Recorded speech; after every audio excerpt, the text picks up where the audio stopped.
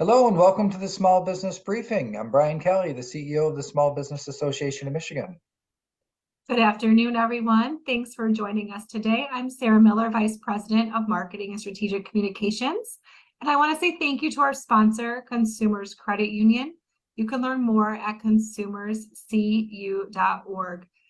So Brian, yesterday the Federal Reserve met and they decided not to increase interest rates. What can we make of this decision?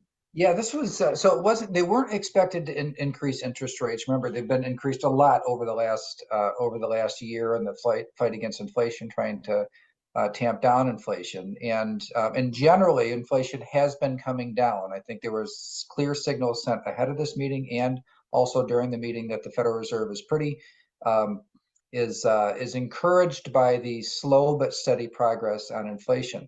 However, Jerome Powell, the chair of the Federal Reserve Board of Directors, I thought, went out of his way to set the expectation of one more rate increase before the end of the year, and then to indicate they would probably hold for a while.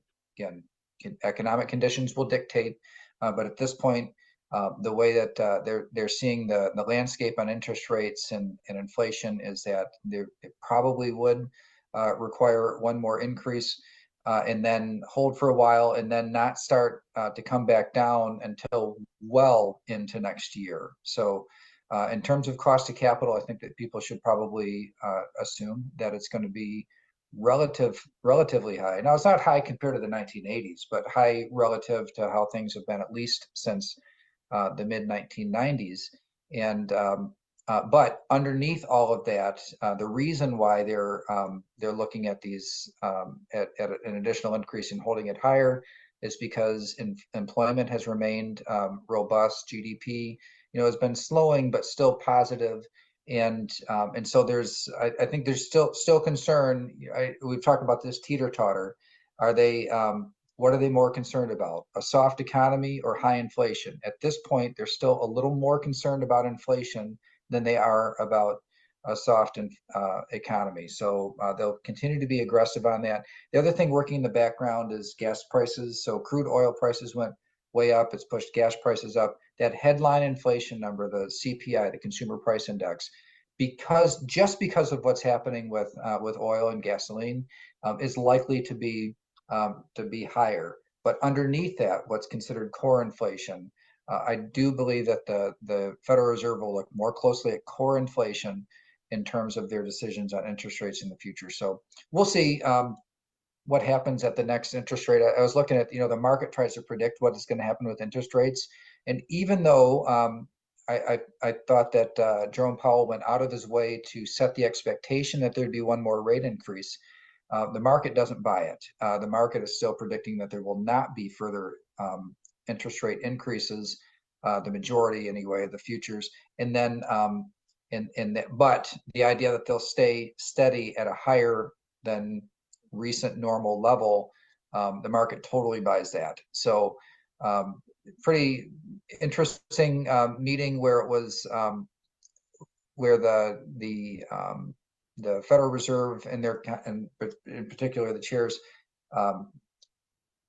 expectation setting, which is a big part of this meeting, setting expectations for the future. I thought it went out of his way to set an expectation that there appears to be very few people believe that they'll follow through on it, which, by the way, I'm kind of one of those people. I have a hard time seeing them doing another interest rate increase. Just given the way that trends are going, the risk of pushing the economy into a recession. There's a lot of people that think at least a soft recession is a foregone conclusion anyway. And if that's the case, then interest rates are probably high enough. All right, well, thanks for the report on that. We actually have a special guest joining us today with Blue Cross Blue Shield of Michigan. So I'll turn it back over to you, Brian, to introduce her. We are special again. Everybody knows about our long history with Blue Cross Blue Shield of Michigan, the health plans that you get through SBAM, and going way back decades. It's one of our strongest relationships that we have, and it's because we like our members to have the best, and Blue Cross in health insurance is the best. One of the things that they do is a virtual well-being seminar or webinar series, and it's been around for a while. And it's something that that I've become very familiar with. The topics are very, very that are very compelling, very timely, and really seem to speak into the types of issues that employers and their teams, employees of businesses of all sizes are facing these days. So Cindy Bjorkquist is joining us, and she's Director of Wellbeing at Blue Cross Blue Shield. And wanted to give Cindy an opportunity to talk about this webinar series and maybe just kind of go into it a little more in a little more detail than what I have in terms of what it is, why you do it, and the types of topics and value that it could bring to employers. We also have a good agent network too that follows SBAM and works closely with us. So hopefully we can get the word out more on what you're doing and the value that it's bringing to people across Michigan. Absolutely. You did a great intro of explaining what it was. The thing about it's a webinar series, kinda, but not really.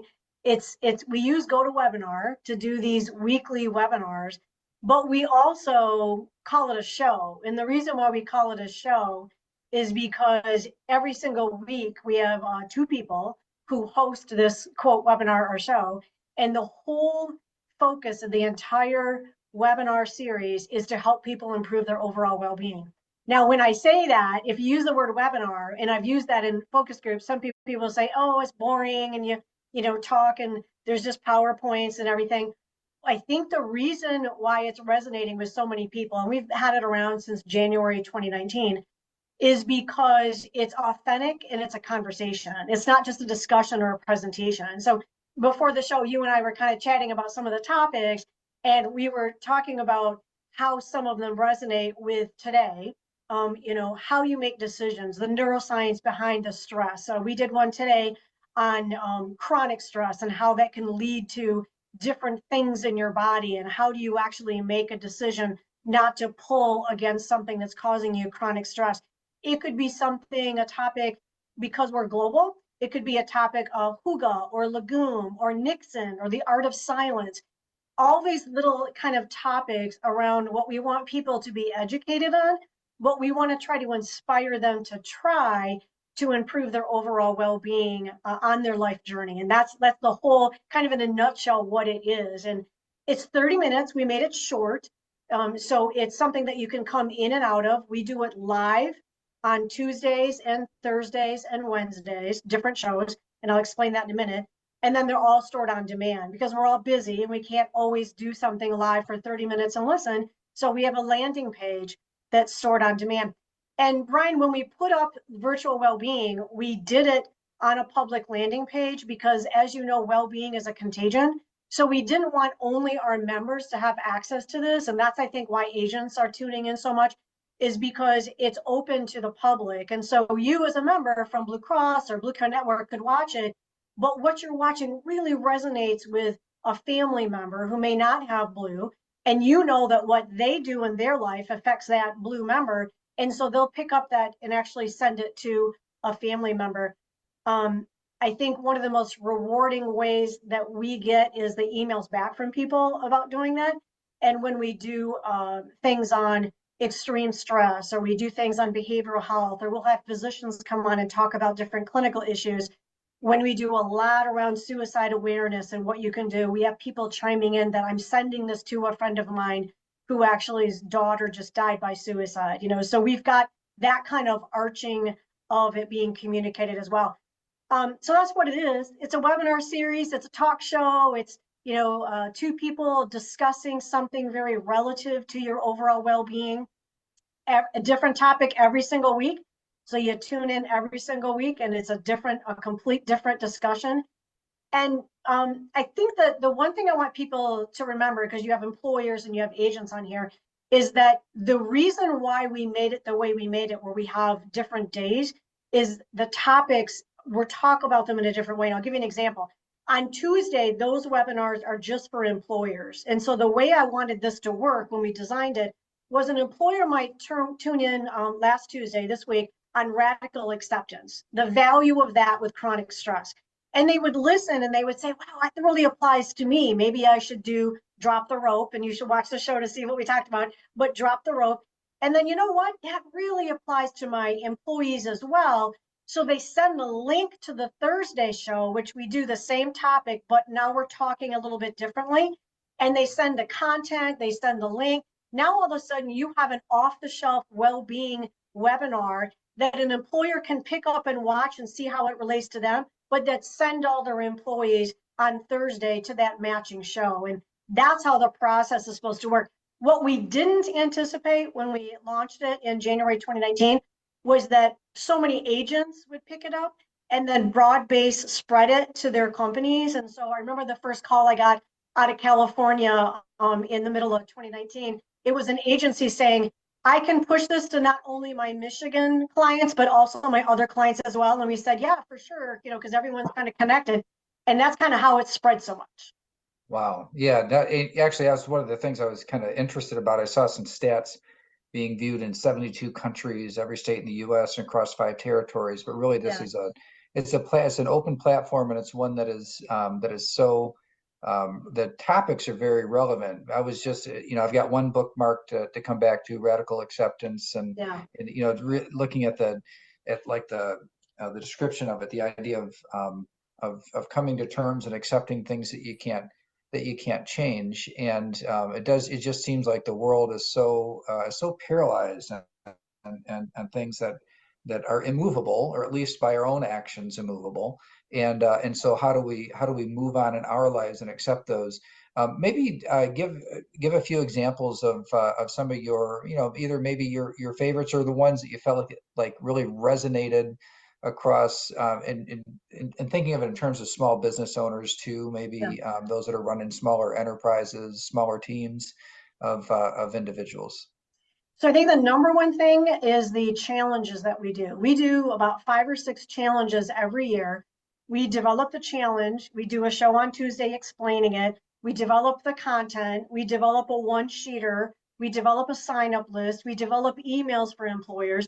So they literally could come to a Tuesday session and learn about a nutrition challenge, a meditation, a mindfulness challenge, a vegetable challenge, whatever the challenge is around.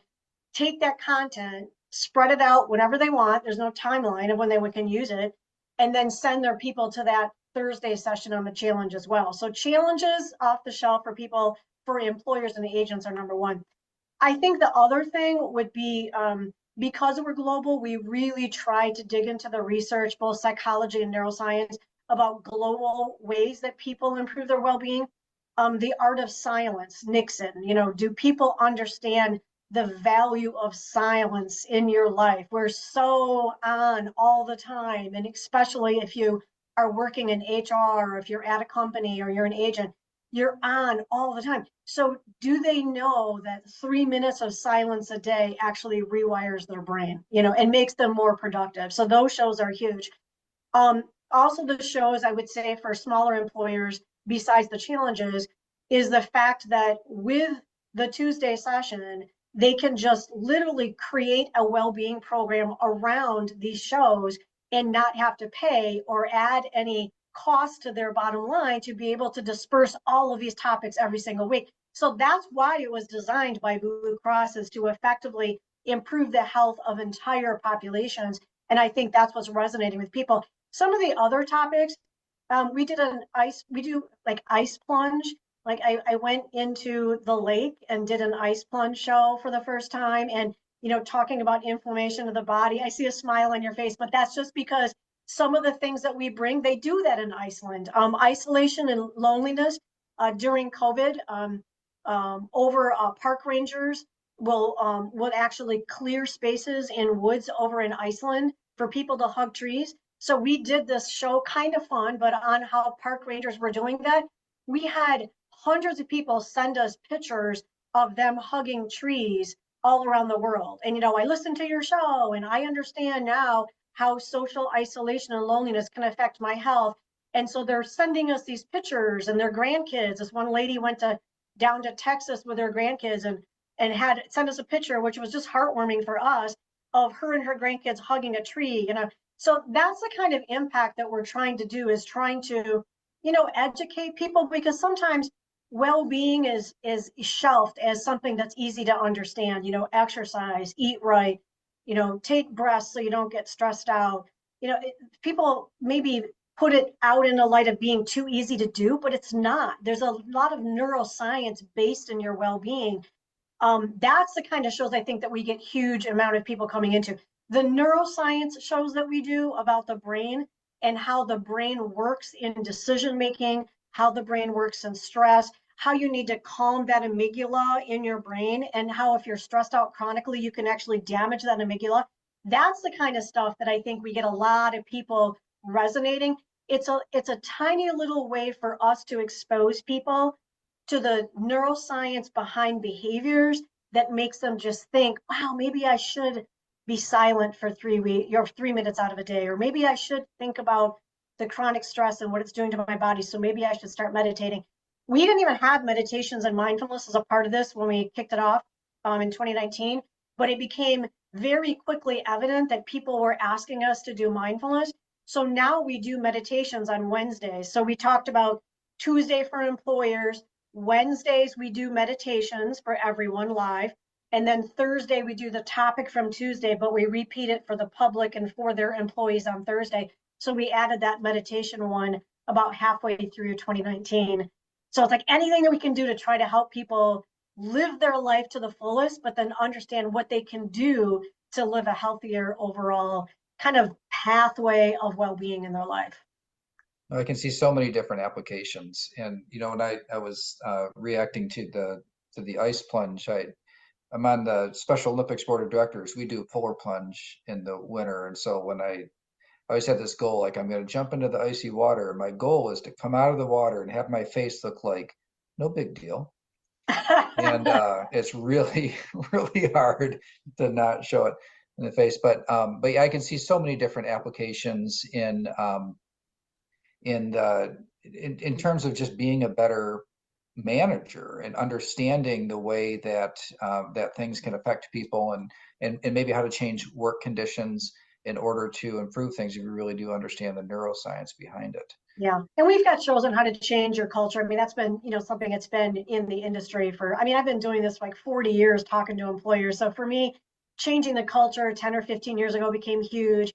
But do they know that bringing nature into the environment, either, virtually like my office or in an industry, that actually affects people, bringing nature in. It's called greening your workspace. Do they know that? So we did a show on that. Do they know why in my office I have pictures behind me? Because there's neuroscience behind these bring me joy. And so when I walk into my office, I look up there first, which wires my brain to joy before I start my long day. So there's things like that I think we expose them to, and then they expose their employees to. And I think that what's leading it. And the success, Brian, probably is because it's, I'm going to say, raw and authentic. It's not scripted. And so Marissa, the co-host that I have on there, and she runs the GoToWebinar software, it's a discussion, but it's an authentic discussion about how we apply it in our everyday life as well. So I think that's probably why it's a little more successful than I would call a webinar that might be kind of, I would say, staunching and boring, where someone's just talking at you. We have people chatting in the entire time to us and having discussions with us about the topic as well, which is really fun. That's outstanding. And so the link, we've shared the links for our folks. We'll continue for our members as well to just push it out there so that they can get in on the insight, the information, and also wanted to thank you for the long-term partnership and just the way that going above and beyond for people where it's it's health insurance, but that health insurance is not health care. And what we're talking about here, well-being of individuals, so important. Cindy Bjorkquist, who is the Director of Wellbeing, and what a cool title to have. Director of Wellbeing at Blue Cross Blue Shield of Michigan. Thank you so much for joining us today. Thank you. It was my pleasure. All right. Yes. Thanks, Cindy. A lot of really great resources for our members. So Brian, let's talk a little bit about the Growing Michigan Together Council. The Detroit Regional Chamber of Commerce just did a new survey. You're on this council, as is a representative from the Detroit Chamber. And they did a poll of younger citizens of working age. And what kind of insights did they discover? Yeah, let's. I've got a PowerPoint here because they provided some really nice graphics to go along with their poll. Um, so first of all, 75% are optimistic about the state's economic future. So this was a poll. Keep in mind, this is a professional, major, all-out poll, like where they call people and interview, screen, and then interview 18 to 29-year-olds. So these are people that are under 30 years old. 75% are optimistic about the state's economic future, but 19% were pessimistic about the future. In terms of this is the one that really kind of jumped out at me. Where do you see yourself living in 10 years? And you could look at it two ways. If your glass is half full, you'd say, well, 64% see themselves living in Michigan. 26%, almost 1 out of 4, see themselves living someplace else. So that number seems high to me. I don't have a benchmark compared to other states, but this was kind of the alarm bell to me. Looking at some other findings here, those who have bachelor degrees were the most likely compared to those without a college education, especially a bachelor's degree. Comparing opportunities in Michigan to other states, 21% said we have more opportunities in other states. 15% said yes, those two kind of being pretty close, and 58% saying it was similar or the same. But if you were to take that 15%, the ones who said there's less opportunity here, they perceive there's less opportunity here for their futures, what were the answers that were given? And there's a lot of them, but some of the top answers were not enough jobs, or jobs in my field, the field that I want to be in, and then Michigan not being diverse in its industries. And of course, we're known definitely for manufacturing. So people that aren't oriented or thinking about manufacturing, perceiving that like that's Michigan isn't a diverse place. What makes people want to stay in Michigan? So number one is family, and then marital status, and then and here's the other one too, being born in Michigan. And I know this seems like a strength, but here's the deal: is that Michigan has the highest proportion of our population are people that were born in Michigan. But what that means is there aren't that many people that move here. And but being born in Michigan, just people wanting to stay here because this is home. This is where they've always lived. Type factors when deciding to accept a job in Michigan versus another state. So in this case, they're the basic. For young people are looking at a lot of the same basic criteria that the rest of us would look at: housing costs, crime rates, affordable and accessible higher education, job training. There one that has been kind of elevated in recent years are like the inclusivity and attractiveness of an area, protections of individual rights, and then proximity to family being a big one. Probably not big surprises there. The top 3 suggestions to make Michigan better: improve infrastructure was number one. Remember, infrastructure, it's roads and bridges, but it's more than that. It's things like airports and transit and communications infrastructure, and high-speed internet access. Improve wages, benefits, and job opportunities, and then also lower costs. Reasons that people would choose a job in another state compared to Michigan. So there's a few difference between people that self-identify as a Republican and those that self-identify as a Democrat. So they pulled out some states, some of the bigger states that where there was a statistically significant portion of the sample that we're looking at other places. And so, for example, in California, the ones that looked to California, the reasons that they would choose a state like that, they tended to be mostly Democrats. They tended to be people that were looking for better weather. Chicago, Democrats and Republicans, but tended to be the people that were more educated. So people that have advanced degrees or post high school education, more likely to look to a state that has a big city and that big city lifestyle. Those that are chasing that as well. And then Texas, attracting both Democrats and Republicans, but for very different reasons. Republicans said politically conservative, pointed to no income tax. The state of Florida does not have an income tax. A reference to better better government, putting that in quotes. We're not making a value judgment there. That's just the reference, and then lower costs. Democrats, kind of like with Florida, those moving to Texas or who would consider Texas, cite better weather. And then top three factors that might cause somebody to leave. Honestly, when this weather one comes up, it's kind of disheartening because we can't really change the weather, right? That's it's one of those factors that we just have to make the best of. And for those of us who are used to it or like the idea of different seasons, even if the winter sometimes can weigh on you and get kind of long, and if somebody just doesn't like cold weather, it's going to be hard to keep them. And that was something that just showed up in the survey several times. Lack of opportunities and better jobs. To this one, I think it's highly correlated with the perception that Michigan's economy is not diverse enough, and that if you're not in a manufacturing related field and you want to kind of move up, then your opportunities are perceived at least to be more limited. And then the political climate as well. And when you're in a swing state like this, the politics can get pretty rough, and that showed up in the polling as well. So hats off to the Detroit Regional Chamber to do such a substantial poll. That really, the number of calls you've got to make to get a statistically significant sample of 18 to 29-year-olds is very, very high. This is not an easy endeavor to get a poll like that done. But did so and just wanted to share the insights with our viewers. And as you had mentioned, Sarah, Sandy Brua, who is the CEO of the Detroit Regional Chamber, is on the Population Council that I'm also on. And this would be great insight information that would be that can feed into the work of the council that will hopefully come up with some recommendations to turn around the population trends that we see happening in Michigan as of current. All right, I know we're bumping up against our 30 minutes here, but can you provide us with a really quick update on the UAW strike?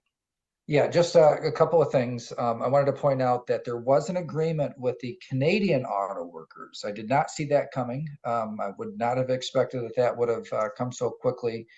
So they have avoided strike over the Detroit River and in Ontario in particular, which is where the majority of that industry is in Canada.